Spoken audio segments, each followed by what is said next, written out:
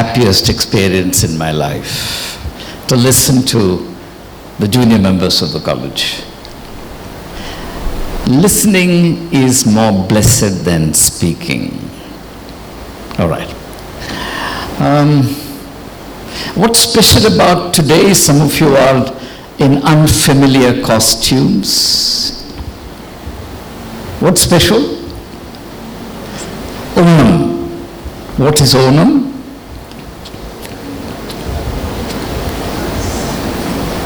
Well, it's a festival that has its origin in Kerala. Where is Kerala? Pardon? Yeah, Kerala is in Kerala. Okay? That's why it is described as God's own country. And who gave that name? Epiphanian. Trust Epiphanian to do that. So it's a festival that, having originated in Kerala based on a myth, a story, has gradually become popular, and whose popularity crossed the boundaries of Kerala and is now recognized as a national festival. India is a land always looking for festivals, right? We're a country of festivals and holidays. Well, probably there are reasons for it, and someday I'll reflect with you on that as well. Well, I noticed that today the gentlemen are more or less absent from the assembly. What could be the reason for it? Several are absent, and some of them who are present today are wearing munda, right? And I'm a bit worried for you, because the campus has too many dogs, and these are not Malayali dogs. They are not used to the culture of munda, and I especially noticed a handsome young man entering the assembly through this door to my immediate right with his mund all folded up, which is an open invitation to dogs.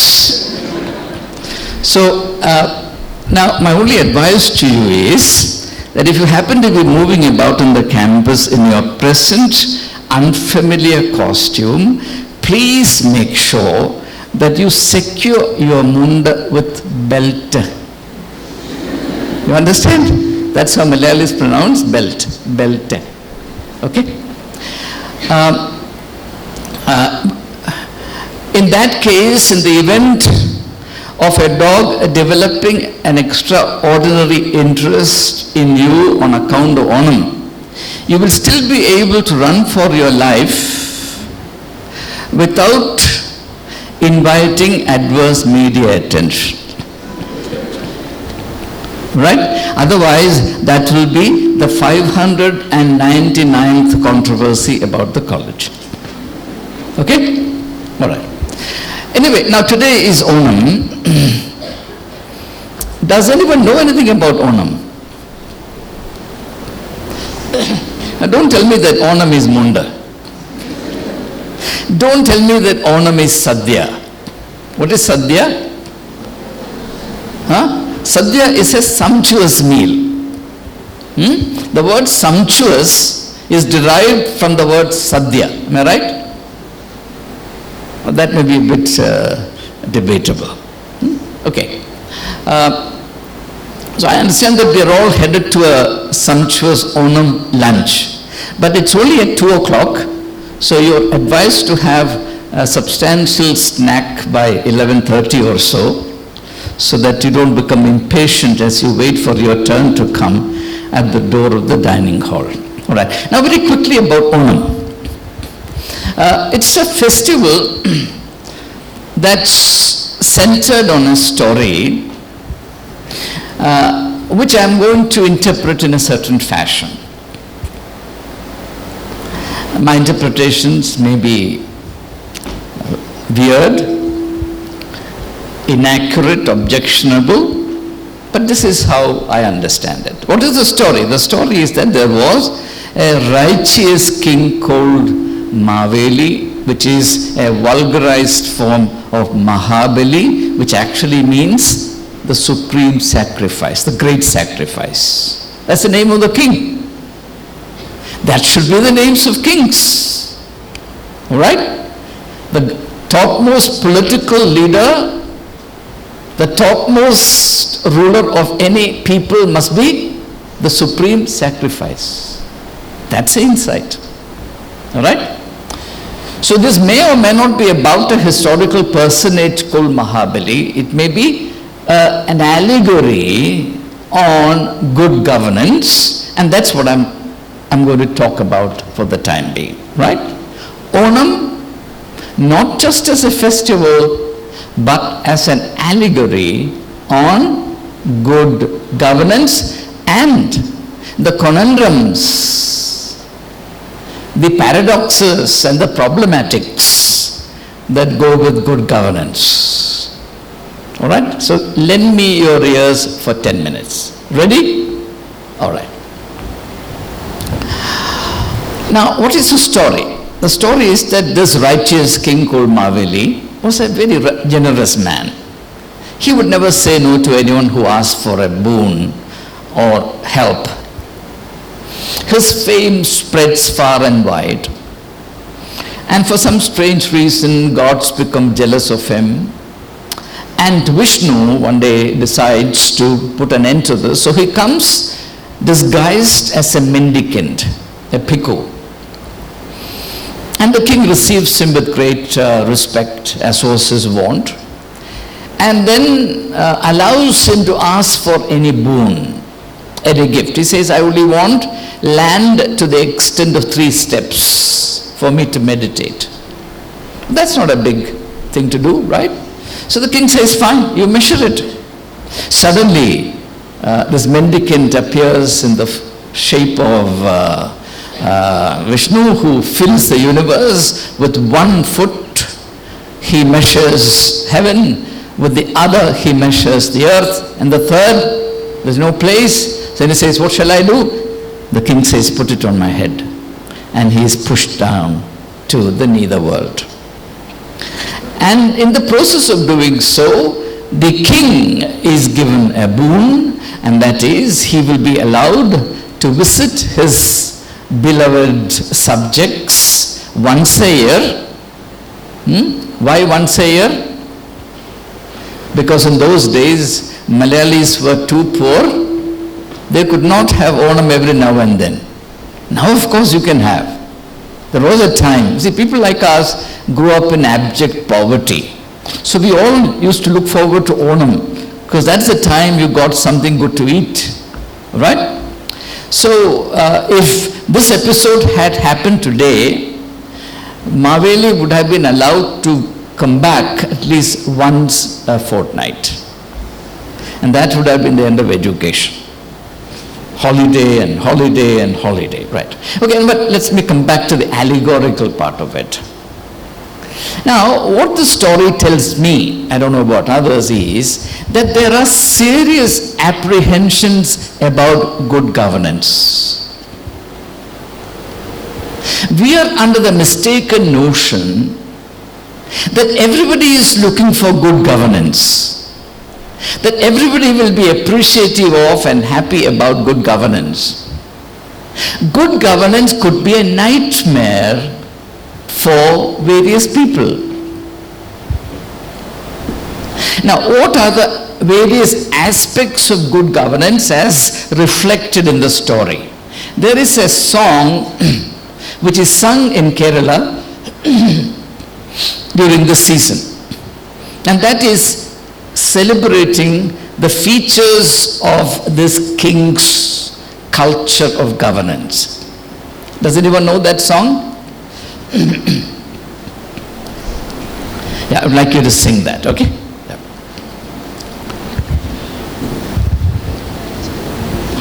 You sing the song. Maveli Nadu Vanilam Kadam. Maveli Nadu Vanilam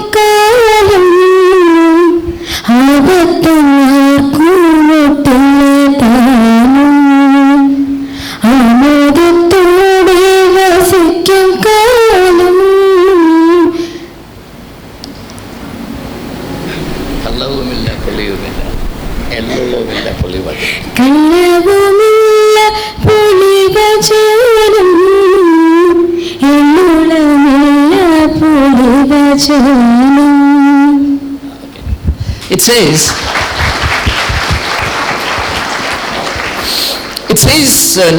this king was ruling.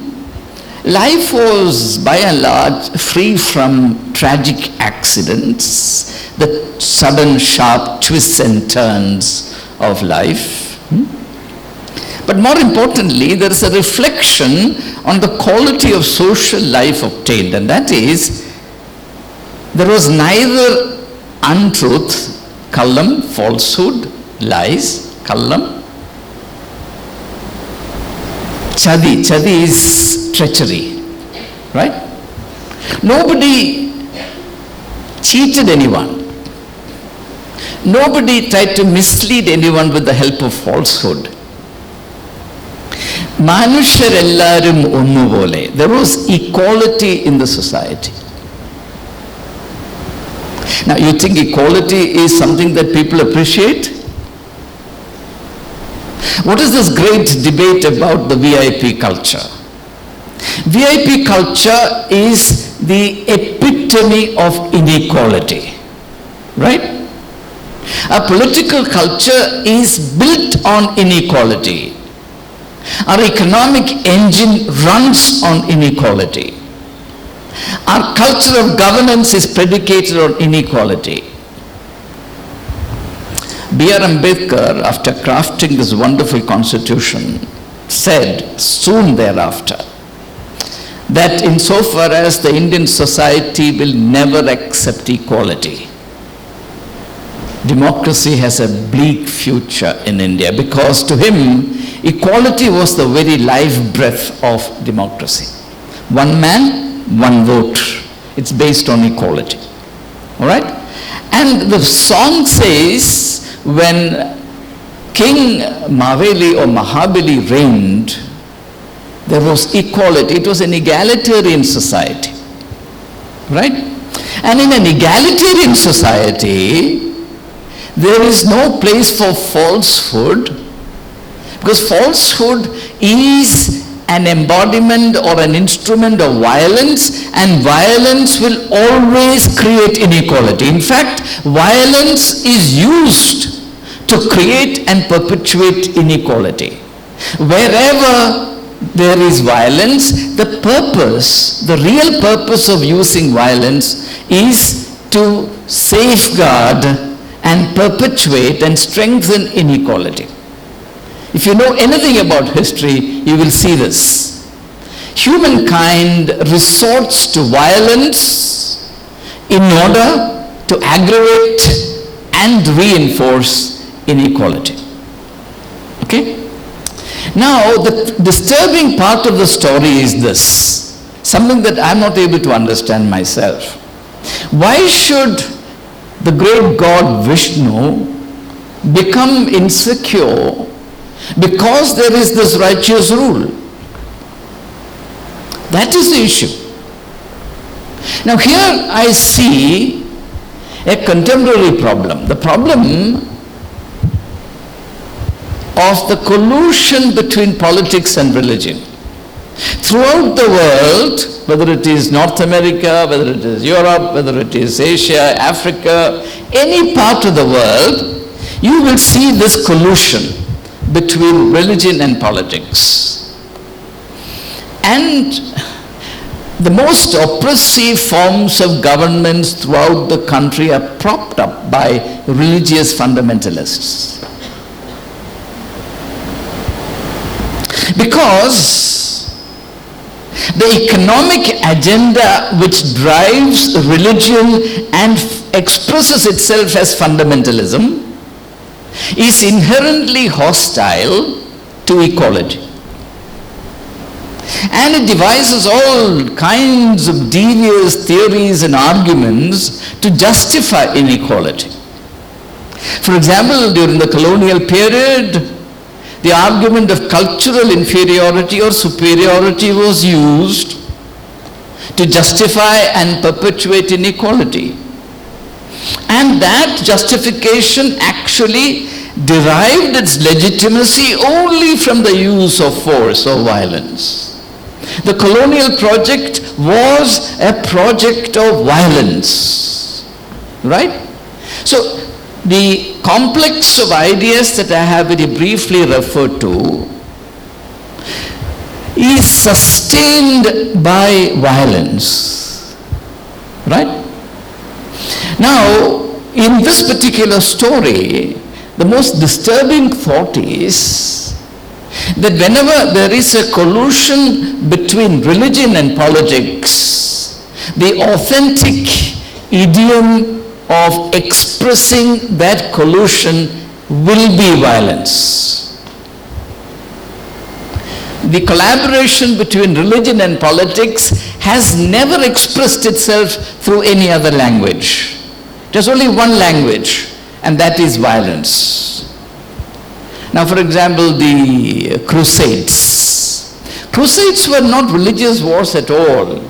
They were misrepresented as religious wars. It is the admixture of religion and politics. In our own history, recent or otherwise, you will certainly see this. Those students of history who are sitting here, you may discuss it with your department. Ask them whether there is a single instance of the collaboration between religion and politics which has not resulted in, or which is not predicated on, violence. Okay? Now, the second point is that as long as, and to the extent that, violence is the driving force of any culture, including the culture of governance, good governance is a myth. Good governance can never happen until the society concerned renounces violence in truth. Today, of course, we witness this mockery of a cocktail being offered of violence and good governance. And this is why I've always had problems about the present model of development, because the present model of development is driven by violence. Of course, violence perpetrated by corporates is also violence.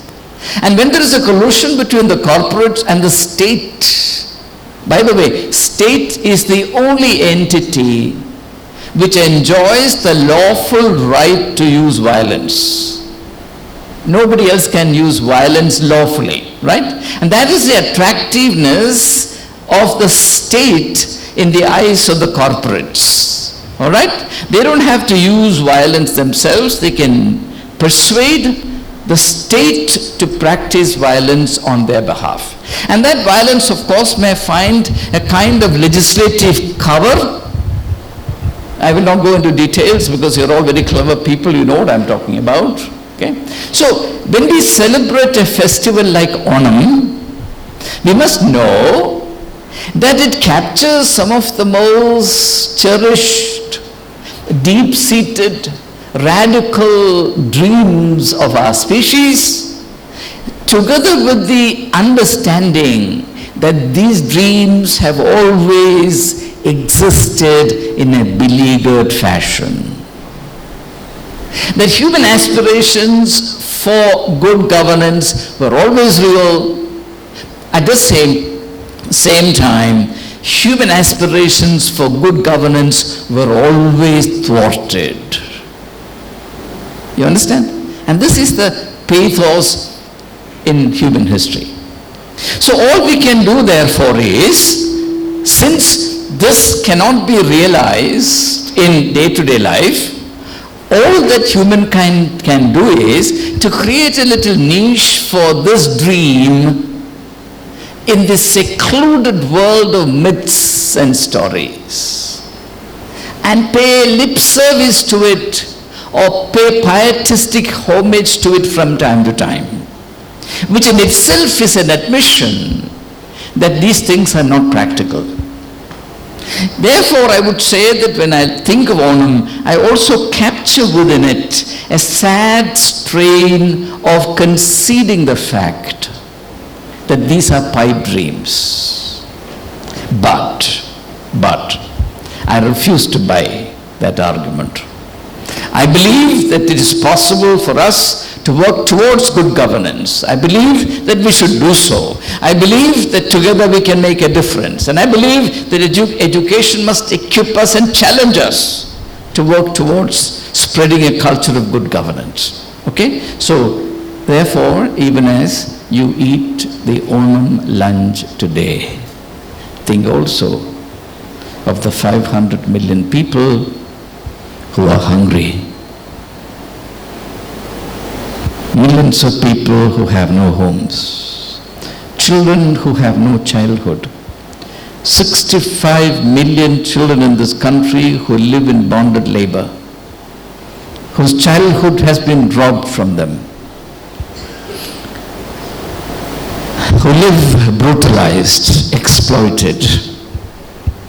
Will the coming of Maveri, whether clad in munda or pajama, make any difference for them? Let's rise for prayer.